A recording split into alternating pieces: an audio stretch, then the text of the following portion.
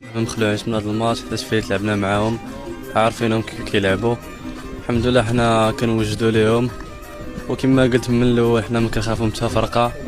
الحمد لله عندنا ستاف مزيان كيصاروا على ودنا وكيخرجوا لنا فيديوهات مزيانين باش نقدروا في الماتش داكشي كيقولوا لنا نطبقوه.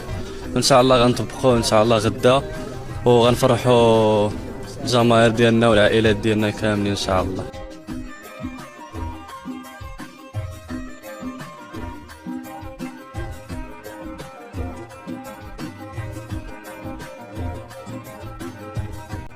تتويج منتخب المغرب بكأس العالم تحت 20 عاما لم يكن وليد الصدفة أو الحظ، بل لتوافره على فريق واثق يزخر بالمواهب التي ورغم قلة خبرتها في عالم الاحتراف إلا أنها أبانت عن جودة عالية مكنتها من التفوق على أعتى المدارس من مختلف القارات، من حامل عرين بن شاوش إلى الهداف الزبيري.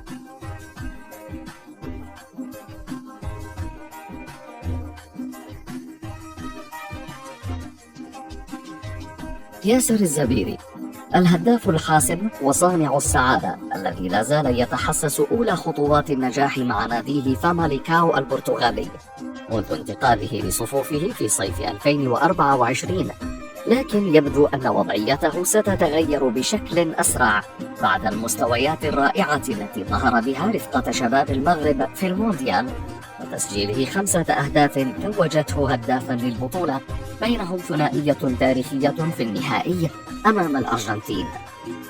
تألق صاحب 20 عاما بشدة، لكن ما لا يعلمه كثيرون أنه كان على وشك الغياب عن البطولة، وذلك بسبب تعنت إدارة ناديه فاماليكاو في تسريحه، وهو ما أكده محمد وهبي مدرب المنتخب قائلا: زبيري قاتل من أجل الحضور، خصوصا أن ناديه رفض مشاركته، وحصلنا على الموافقة في آخر لحظة.